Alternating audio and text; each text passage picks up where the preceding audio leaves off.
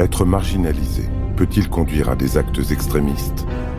C'est la question que l'on peut se poser lorsque l'on observe le parcours de Khaled Kelkal, un Algérien devenu durant l'été 1995 l'ennemi public numéro 1 des Français.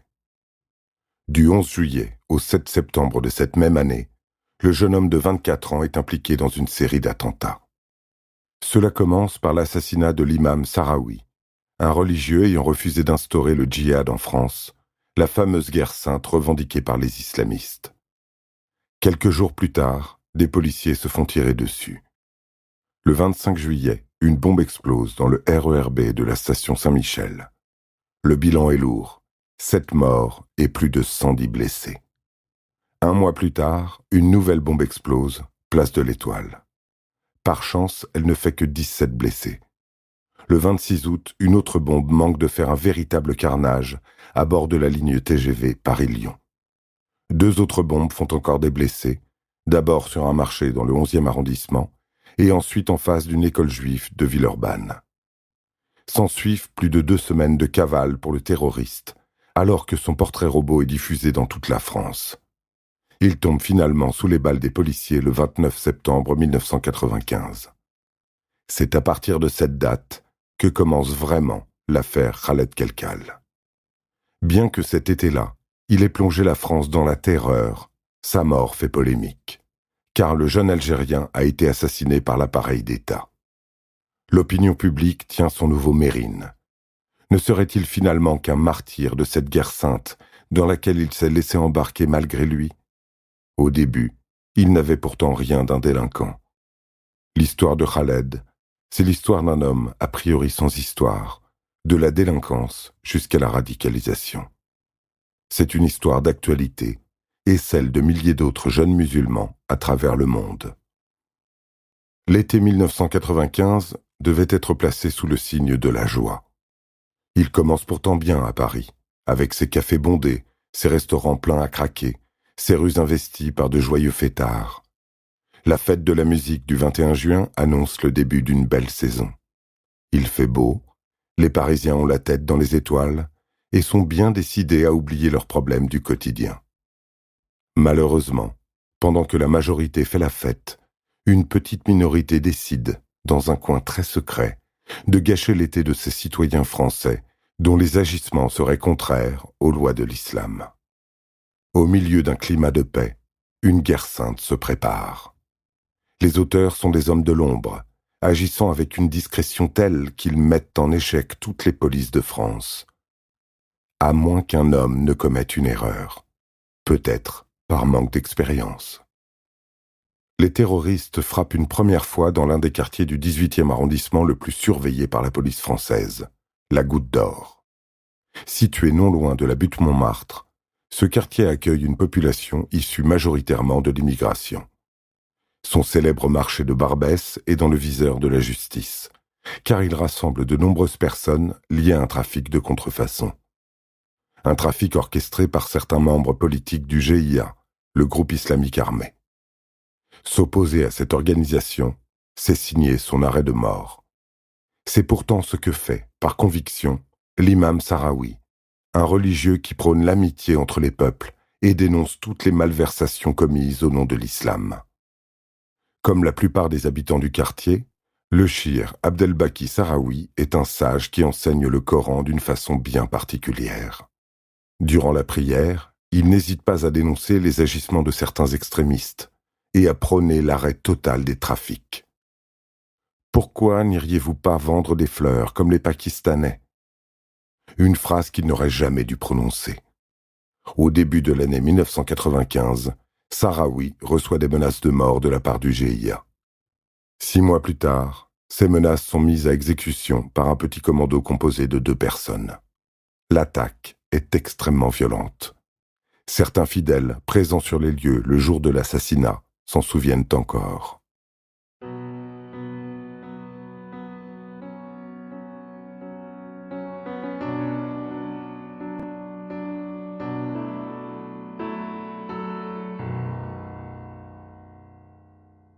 Le 11 juillet 1995, vers 18h30, l'imam vient de terminer la prière. Il ne reste que quelques musulmans dans la mosquée de la rue Mira. La mosquée n'est pas un bâtiment particulièrement sécurisé. En réalité, c'est une simple salle de prière située dans un immeuble un peu délabré. La porte arrière est défoncée. N'importe qui peut pénétrer à l'intérieur sans être vu, y compris 2 hommes qui auraient été aperçus avec une arme mal dissimulée. L'alerte n'a pas le temps d'être donnée. Le premier coup de feu part. L'imam est tué d'un coup. La balle retrouvée sur le lieu du meurtre est celle d'un fusil de très gros calibre. Visé à bout portant, le vieil homme de 85 ans n'a rien pu faire. Un deuxième corps est également découvert, criblé de balles, de plus petit calibre cette fois. Mais malgré l'intervention des pompiers, la seconde victime, un enseignant de 33 ans, succombe à ses blessures. D'après les témoins, il avait tenté de s'interposer, ceinturant l'un des terroristes. Difficile de remporter un combat contre des hommes armés et déterminés. Le quartier de la Goutte d'Or est traumatisé pour le restant de l'été. Le meurtre de l'imam Sadawi est qualifié de meurtre politique. Face à tant de menaces, il était presque logique que celui-ci se fasse attaquer. Le deuil passé, le meurtre de la rue Mira entre dans les annales des faits divers parisiens. Pour la première fois dans l'histoire de France moderne, un Algérien est assassiné sur le territoire français par des ressortissants de son propre pays. Pour la communauté islamique, c'est une véritable tragédie. Pour les autres, la vie continue dans une grande insouciance. Un homme a été abattu, et c'est dramatique. Mais la vie continue. C'est ce que pensent tous les Parisiens, l'esprit occupé par les projets et les vacances estivales qui approchent. Cependant, quelques jours plus tard, les terroristes font à nouveau parler d'eux à la télévision. Le 15 juillet, à Bron, une petite commune située dans la banlieue de Lyon, des gendarmes sont pris pour cible. Un banal contrôle routier qui tourne très mal. Une Seat Ibiza se fait arrêter à la sortie de Bron. Les occupants font usage de leurs armes à feu. Par chance, aucun agent n'est tué. L'un est blessé à la main et projeté contre le capot de son propre véhicule quand la Seat démarre en trombe.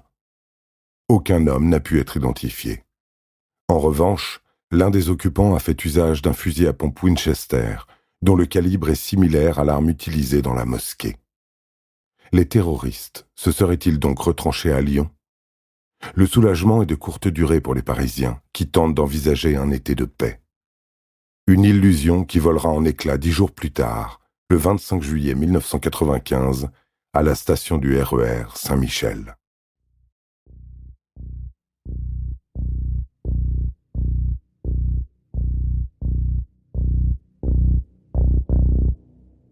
Ce jour-là, toutes les conditions sont réunies pour un massacre.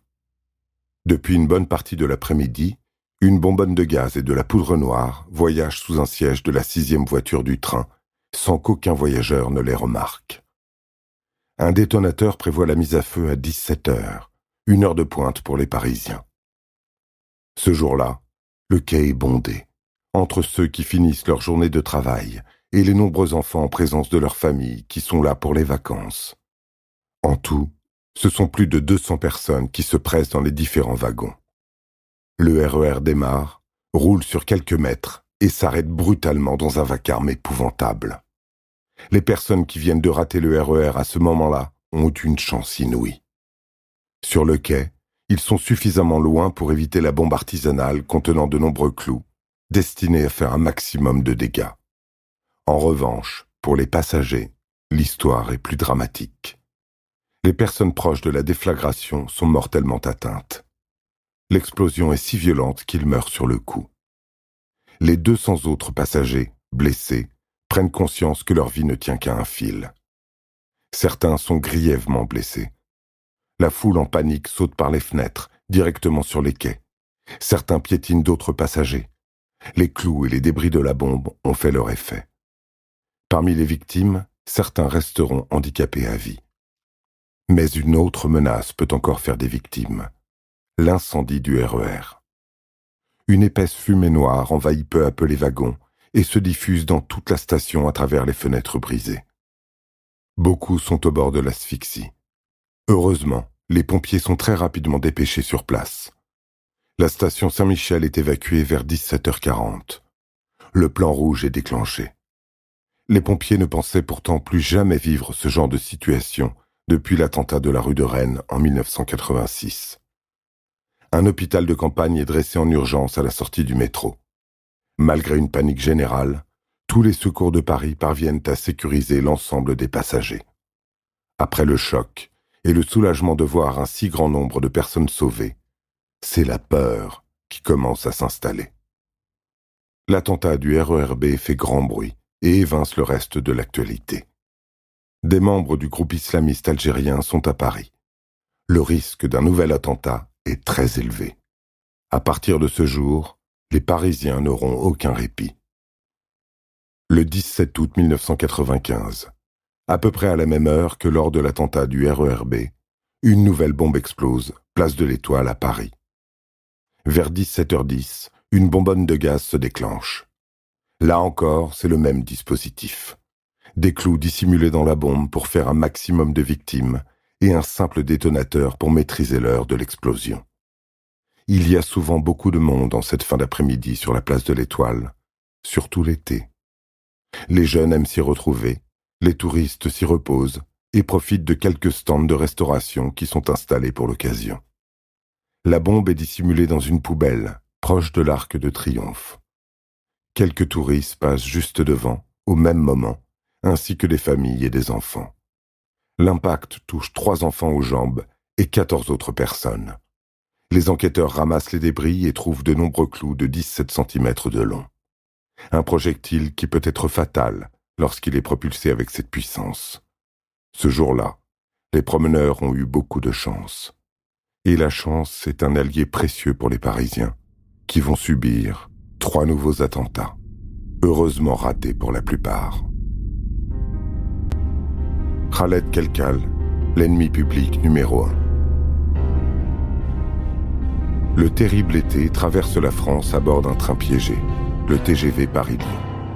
La bombe est découverte par hasard par un agent ferroviaire au moment du contrôle de routine, à chaque fin de trajet. Il s'agit, là encore, d'une bonbonne de gaz et d'un détonateur. Cette fois-ci, il n'a pas fonctionné. Cet attentat aurait pu être bien pire que celui du RERB. La bombe devait exploser dans ce train lancé à pleine vitesse, au moment où celui-ci allait croiser un autre TGV. Les terroristes ont bien préparé leur coup cette fois-ci. Les enquêteurs savent qu'ils n'ont pas affaire à des amateurs. Mais ont-ils pris vraiment toutes les précautions nécessaires ? Une fois la bombe désamorcée, les enquêteurs peuvent prélever des empreintes. Ils identifient un homme, déjà condamné à plusieurs reprises pour différents braquages. Il s'agit de Khaled Kelkal, originaire de la banlieue de Lyon, une banlieue également réputée pour abriter de nombreux religieux radicaux. C'est à Vaux-en-Velin que les extrémistes radicaux font leur marché. Celui de jeunes immigrés, perdus, en manque de repères. Leur enseigner les principes de la guerre sainte est simple, lorsque ceux-ci n'ont pas l'éducation ni l'esprit critique nécessaire pour comprendre la dangerosité d'un tel mouvement. La photo de Khaled Kelkal est diffusée dans tous les journaux. La France entière traque celui qu'on qualifie bientôt d'ennemi public numéro 1. Malheureusement, le jeune homme est introuvable. Il est sûrement très bien entouré. Le mouvement islamiste algérien est parfaitement organisé et surtout très influent. Khaled pourrait se cacher n'importe où, chez n'importe qui, mais il laisse des indices sur son passage. Des bombes explosent tour à tour le 3 septembre sur le marché de Richard-Lenoir dans le 11e arrondissement et le 7 septembre à Villeurbanne, en face d'une école juive. Les 2 attentats font 18 blessés. Si Kelkal se cache dans la banlieue parisienne, cela peut prendre des semaines pour en faire le tour. Rapidement, les enquêteurs savent qu'ils n'ont pas beaucoup d'options. Si Kelkal n'est pas arrêté après un nouvel attentat, ce que craignent les pouvoirs publics, il peut être remarqué par hasard par des témoins. Et c'est cette dernière option qui va permettre de débloquer l'affaire. Depuis juillet, plus de 170 000 fiches signalétiques ont été distribuées à travers le pays. Impossible de ne pas tomber sur le visage de Kelkal, même lorsque l'on habite dans un village reculé. Finalement, ce sera en pleine forêt que le jeune terroriste sera repéré, plus précisément dans le massif forestier de Malval. Nous ne sommes plus très loin de la banlieue lyonnaise dans laquelle il a grandi. Khaled serait donc retourné sur les lieux de son enfance pour s'y cacher, ou probablement préparer un nouvel attentat. Ce sont des cueilleurs de champignons qui ont repéré l'homme. Il est accompagné d'un complice. Les gendarmes sont immédiatement prévenus et les promeneurs quittent rapidement les lieux. Ils sont formels. Les deux hommes sont lourdement armés. Et les gendarmes vont vite le constater en se faisant accueillir par plusieurs tirs de fusil à pompe. Une fois de plus, c'est la même arme que celle de l'assassinat de la mosquée qui est utilisée. C'est presque la signature du terroriste. Le fusil à pompe est une arme puissante lorsqu'elle est utilisée à bout portant. Autrement dit, dans une intention réelle de tuer quelqu'un. En revanche, à distance, elle est presque inoffensive. Dans la forêt de Malval, les gendarmes s'en tirent bien. Ils parviennent même à toucher l'un des hommes. Il s'appelle Karim Koussa, et son implication dans les différents attentats de Paris sera confirmée par la justice. Ami de Khaled depuis le lycée, Karim a fait de nombreux séjours à l'étranger entre 1988 et 1989. Il s'est rendu dans des camps d'entraînement moudjihadistes, les mêmes camps fréquentés par les terroristes islamistes.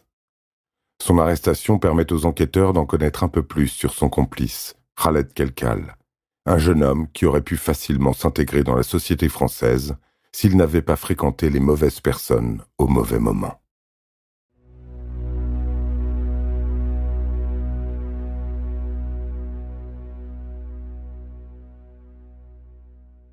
Khaled a 2 ans lorsqu'il arrive en France avec sa mère pour rejoindre son père, Abdelkader, installé depuis 1969 dans la commune de Vaux-en-Velin pour travailler.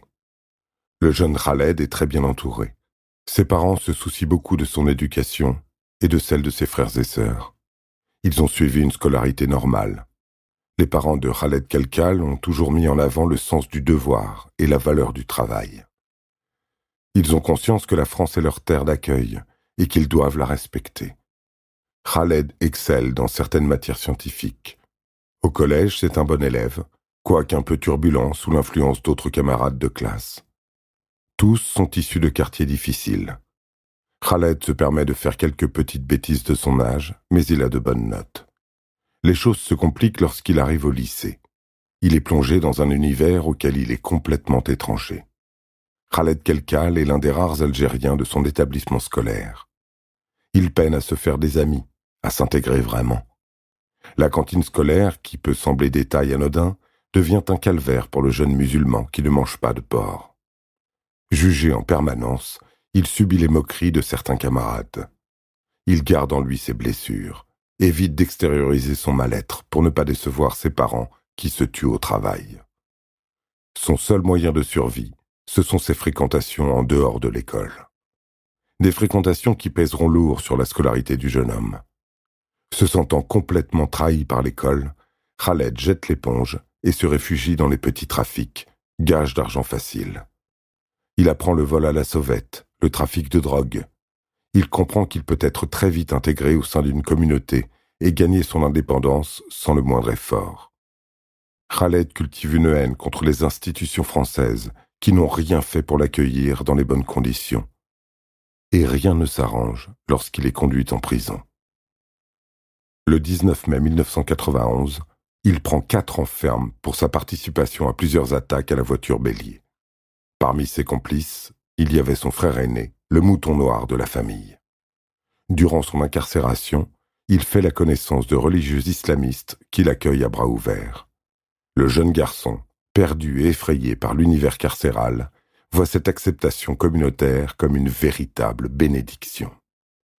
Mais s'il veut avoir la protection de ses frères islamistes, il doit observer certaines règles et accepter l'enseignement du Coran.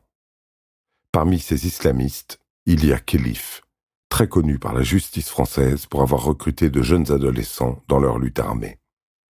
Malheureusement, rien n'a été fait pour l'isoler et Khaled est tombé dans un piège duquel il n'est pas parvenu à s'extraire.